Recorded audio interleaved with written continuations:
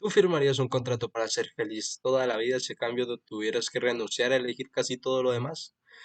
Yo me hice esa pregunta hace un tiempo cuando terminé el libro Un Mundo Feliz de Aldous Huxley. Lo había arrancado hace como 2 días antes de terminarlo y la verdad varias veces lo había dejado a mitad de camino.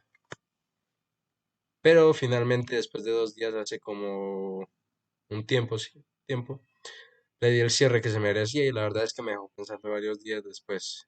Hasta hoy me dejó pensando. Em, Así que hoy vengo a hablarles con toda la seriedad del mundo. Les hablaré del argumento principal del libro, quién fue el escritor de este libro, Aldous Huxley, y por qué este libro sigue pegando tan fuerte casi 100 años después de su publicación.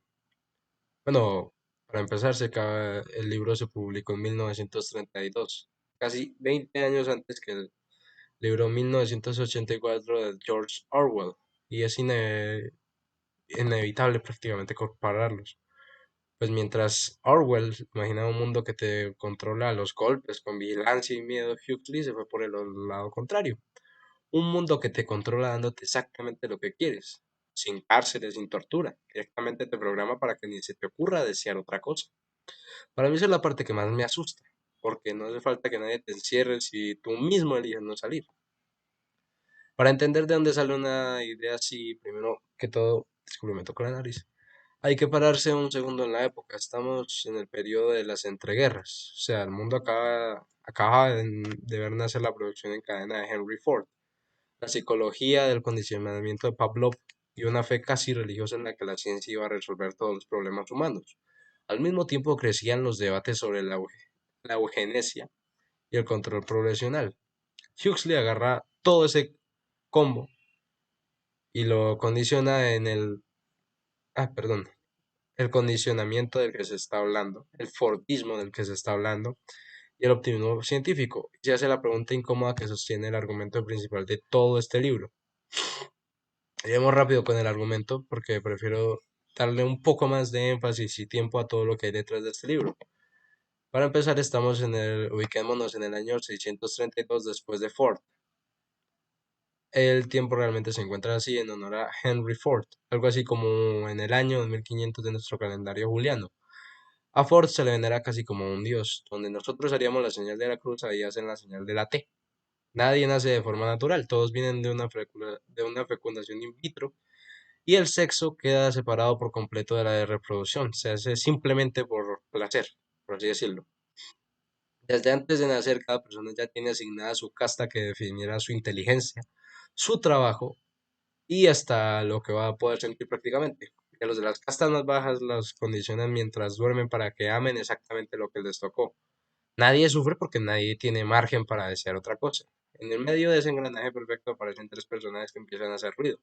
Lenina, una mujer en una sociedad donde tener pareja estable está prohibido, empieza a demostrar señales de querer algo distinto. Un psicólogo de casta alta, del que se rumorea de que algo falló en su fabricación y por eso tiene destellos de conciencia que nadie más a su alrededor tiene. Y ya avanzada la novela aparece el tercero, un salvaje, que por sangre pertenece a esta sociedad, pero se crió completamente afuera de ella, sin un condicionamiento, sin un carácter que lo definiera, simplemente por la manera, por así decirlo, natural que estamos acostumbrados nosotros. Lo llevan al mundo civilizado, entre comillas civilizado, casi como si él fuera una atracción de circo y disculpe, termina cara a cara con uno de los 10 gobernantes del mundo en una conversación clave sobre qué se sacrificó a cambio de tanta estabilidad. El arte, la ciencia real, la religión, la libertad de sentir. No les voy a decir cómo termina, pero les adelanto que no hay final feliz posible para alguien que insiste en sentir de verdad en un mundo diseñado para que nadie sienta demasiado ni tampoco sienta poco. Les voy a ser sincero, no es un libro que te atrape por el ritmo como un libro de suspenso, de terror, pero sí te atrapa por las preguntas que te deja revoloteando por tu mente. Yo terminé subrayando página de promedio prácticamente, que tenía cuestiones importantes. Y antes de seguir, si les está gustando el video hasta acá, me gustaría decirles que les dieran un like, por favor. lo que me ayudaría mucho el algoritmo si recomendaría mis videos, ya que este video no va únicamente con fines académicos, sino que lo estaré subiendo también a YouTube. Nada, y ayudaría muchísimo. Por favor, suscríbase para que podamos mantener este semblante tan perfecto. Volviendo al tema central. El elemento que probablemente más se recuerda de este libro es el soma, una droga perfecta sin resacas, sin efectos secundarios, simplemente una droga perfecta, por así decirlo.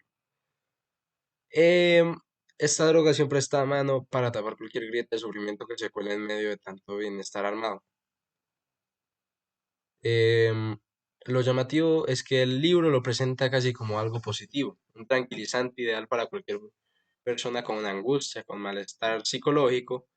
Y ahí Huxley te deja la pregunta picando. ¿Una sociedad entera debería aceptar algo así sin cuestionarlo ni un poquito? Em, Cuesta no pensar en nuestra propia versión del Soma hoy, en todo ese doom scroll, que para quien no sepa qué es el doom scroll, básicamente la acción de deslizar el teléfono una y otra y otra y otra vez hasta que pues prácticamente pierdas hasta que se te descargue el teléfono prácticamente. Que usamos exactamente lo mismo para lo mismo hoy en día, para tapar las incomodidades, para escapar de la vida real, por así decirlo. Otro pilar importante de esta sociedad es la hipnopedia. Mientras duermen, a los chicos les repiten frases una y otra vez hasta que se vuelvan verdades incuestionables en su cabeza. Casi como una publicidad que te entre sin que te das cuenta. Em, el consumo funciona algo así parecido como no comprar. Prácticamente si no lo compras es un pecado, porque toda la economía depende de que nadie deje de consumir nunca el soma. Entre el soma, la hipnopedia, el consumo constante, la soledad de Huxley logra algo que a mí me parece el verdadero horror del libro, que es gente que ni siquiera sabe que le falta algo. Y ojo, esto no es, se quedó prácticamente en la ficción. En el 58, casi 30 años después, sí, casi 30 años después, Huxley escribió un ensayo llamado Nueva visita a un mundo feliz, donde repasa sus propias predicciones y llega a una conclusión bastante angustiante a mi modo de ver las cosas. La realidad se estaba acercando a lo que él había imaginado mucho más rápido de lo que esperaba. Con el diario el lunes no estaba tan equivocado. Para entender de dónde sale una pluma tan filosa hay que conocer un poco a la persona que sostuvo esta conversación y que escribe el libro.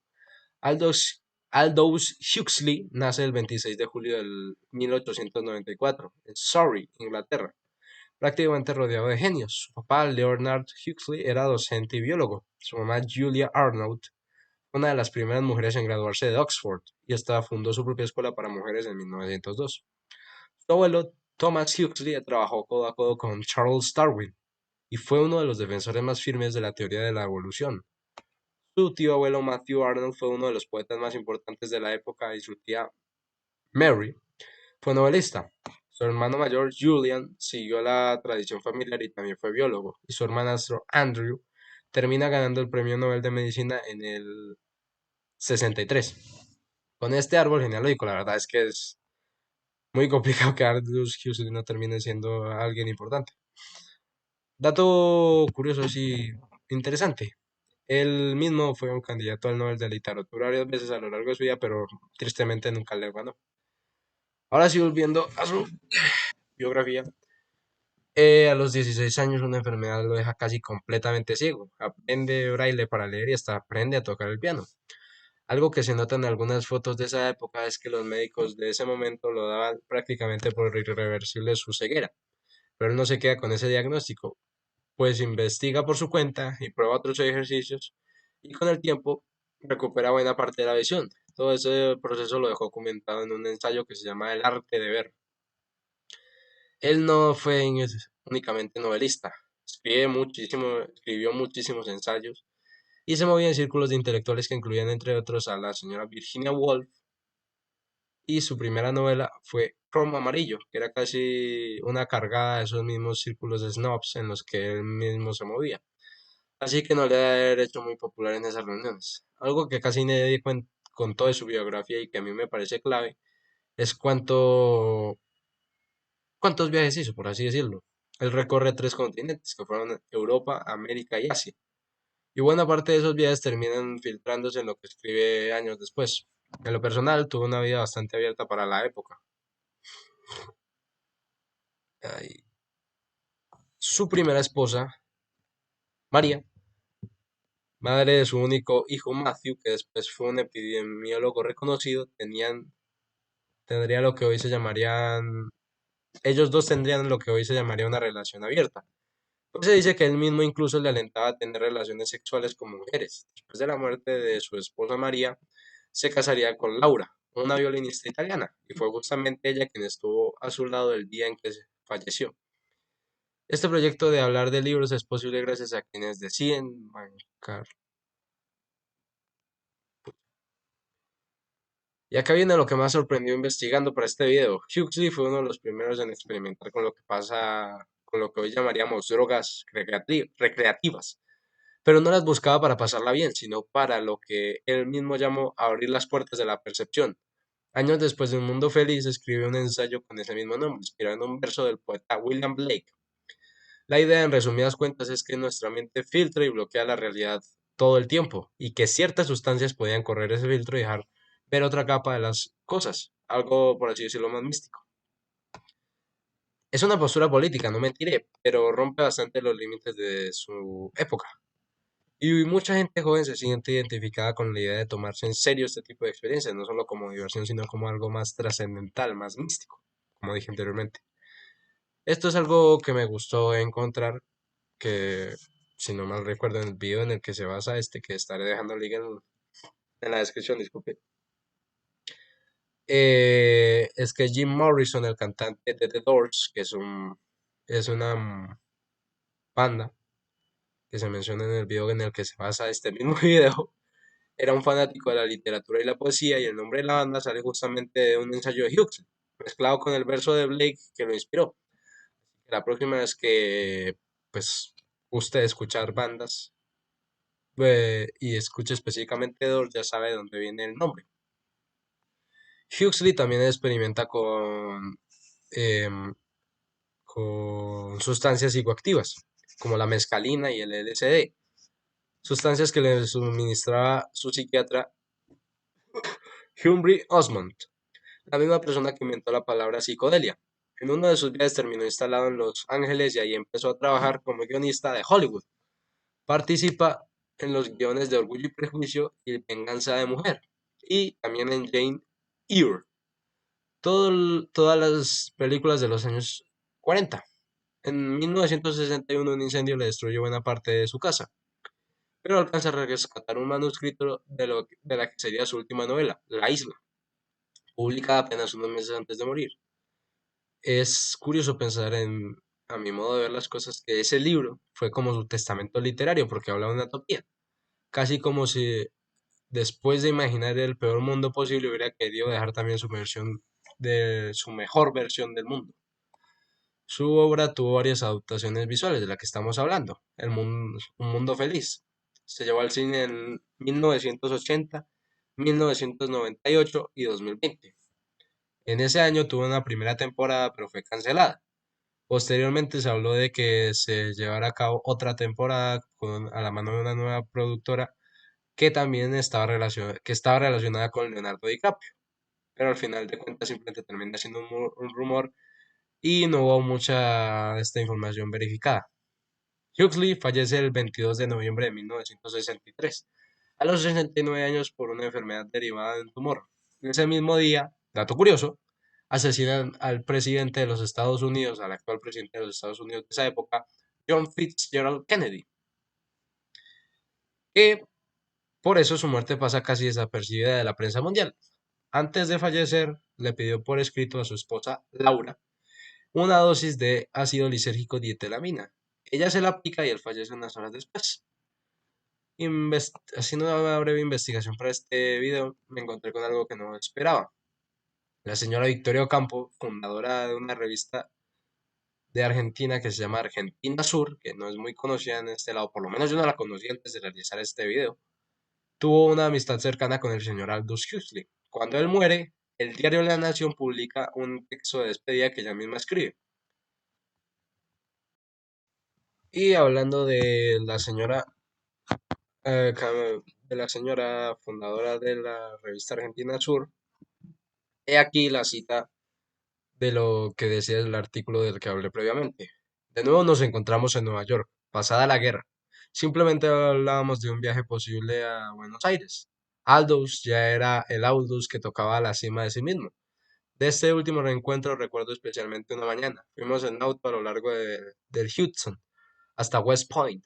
Yo les había telefoneado a los Huxley para hablar desde los árboles en ese momento, del otoño. Teníamos que ir a mirarlos. Los invité a dar un paseo con ese propósito. Un paseo dedicado a las hojas, le dije a María. Sola en mi camarote mientras salía lentamente del puerto, el Queen Mary, me eché en la cama y abrí el libro. Tropecé con un verso en bastardilla.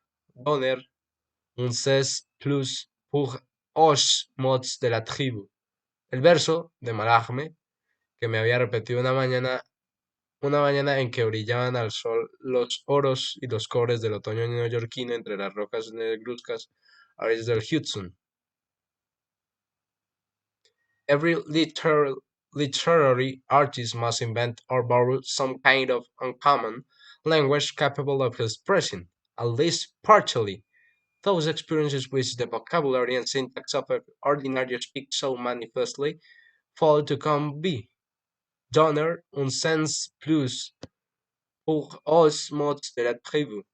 That is the task confronting every serious writer.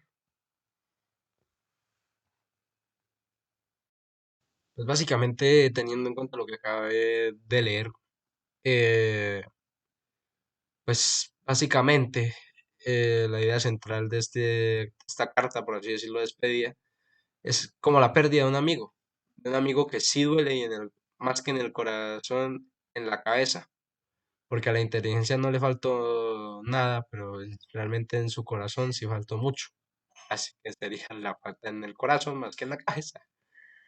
Lo que más uno queda pensando después de cerrar este libro es de que el señor Aldous Huxley no imaginó un mundo donde que nos obligara a nada. Simplemente imagina un mundo que nos dé exactamente lo que pedimos, hasta que dejamos de pedir otra cosa. Y esa sigue siendo para mí la parte más incómoda de todo esto. Pues la distopía no llega pateando la puerta, sino que entra caminando despacio y disfrazada de comodidad. Ojalá haya gusto de leer este libro Mundo Feliz y si todavía no lo hizo y si ya lo leyó, cuénteme qué le pareció. Muchas gracias y hasta luego.